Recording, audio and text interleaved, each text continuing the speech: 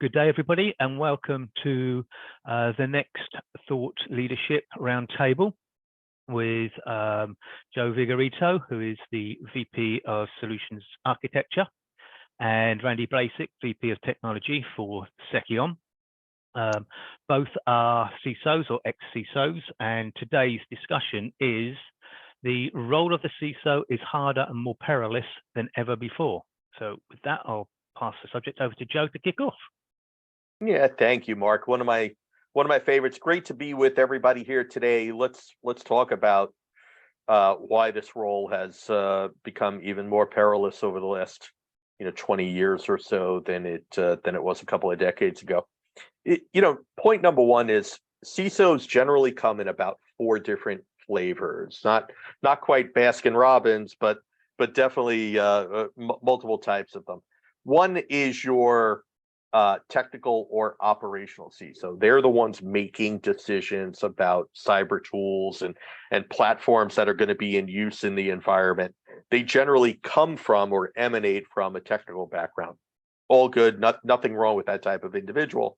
And then our traditional CISOs fall into one of 2 categories, either a governance risk compliance person who generally comes from a little bit of an audit background, right? Maybe Big 4, maybe not quite Big 4, but nonetheless, really a consensus builder, an SME on strategy and governance. Then there's the overall strategic CISO, the person who really manages to the long term, maybe grew up in the confines of the organization. The last one is just a combination of all 3 of those other types. And the reality is, one of the reasons why this role has become more perilous is because CISOs today have to have expertise in all of those areas that I just mentioned. And now I'm going to flip this over to Randy in a second, but a couple of stats before I do. Average lifespan of a chief information security officer in today's industry and marketplace is about 2 years per role. So if you have intent to spend a 30-year stretch of time as a chief information security officer, you are going to have to change roles many times over that 30 years. That's the nature of the role. 37% of the time, when an organization has a data breach, it's pointed directly at the chief information security officer, whether it was due to something that they presided over or not, right? And then the last thing, Randy, is, and this number really hasn't gotten any better in the last 7-8 years, 40% of the time a CISO still reports to a CIO, chief information officer. So why is that a bad thing, right? Well, it's a bad thing because in the triad of confidentiality, integrity, and availability, the CIO cares most about availability, right? Keeping people productive in their jobs all day long, right? Whereas the CISO cares a little bit more about the first 2, confidentiality and integrity, because that's where compliance is predominantly going to live, right? So ideally, we love to see CISOs who report to boards of directors. Doesn't happen very much. Worst case, we like to see them report to the chief executive officer, somebody who's a little bit abstracted in terms of their independence from the rest of the organization, because most CEOs report to the board of directors. Unfortunately, we don't always get what we want, and CISOs rarely report in through that structure. So before we kind of go into some of the other factors in this world or the day of a CISO, what are your thoughts on those items, Randy? Yeah, Joe. So first thing I thought of was in my current role here, at Seceon, I'm meeting with a lot of partners, throughout the globe, and I'm meeting with a lot of CISOs.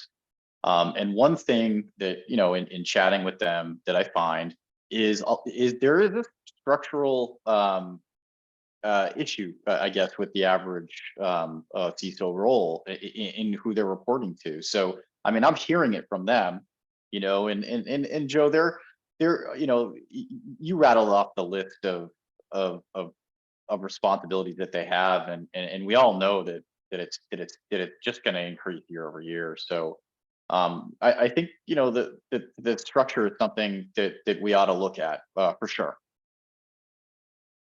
Yeah, absolutely. And then you add to that, and this is the one that always got me, and I sat in that chair for more than a decade, is not every CISO has the ops team reporting into them. Sometimes the ops team reports to a director of data center services. Sometimes the ops team reports into enterprise networking. So CISOs are responsible for outcomes, right? But they don't necessarily have the resources who are helping to achieve better, or in some cases, worse outcomes. So, you know, that's a pretty daunting task. You know, there's an old phrase: if you want me to make the meal, at least let me buy some of the groceries. And very often CISOs aren't permitted to buy the groceries, but they're responsible for the meal that gets served up. So big issue there. The other thing is user friction is typically high, right? You know, we always hear these stories about the Department of No, right? being cybersecurity. No, you can't do that. Yeah, No, you the can't no do fun this. guy. The no fun zone is cybersecurity. So, you know, when we're coaching CISOs, or when CISOs ask us for that sort of help, right? We are trying to give them counsel on saying no, but let me tell you what you can do, or let me show you how I can help, or even better, taking our tactics and our techniques and all the things that we've talked about in prior segments around AI and real-time monitoring, and saying, hey, look, let me show you how I'm going to make you more effective and efficient in what you do. Ergo, I'm not saying no, I'm actually saying I'm here to help, right? And that really kind of tampers down the rhetoric a little bit on what they're dealing with. The last thing that I'll say is government, the last couple of years, is truly attempting to help, right? You know, we are seeing some steps in directions that we never saw before. But the CISO has to translate that help into a risk loop, into business language that their senior leadership will understand. How do you do that? And Randy, I'm gonna end my piece of it here and turn it over to you. I think that might be the NIST CSF, is that lingua franca. What do you think about that? You know, Joe, I'm looking at a lot of different compliance families in my role here, and these are your, in the U.S. there's HIPAA, there's there's the GDPR, and there's SOC compliance. I mean, there's all these different compliance families or regulatory entities that are out there putting pressure on CISOs.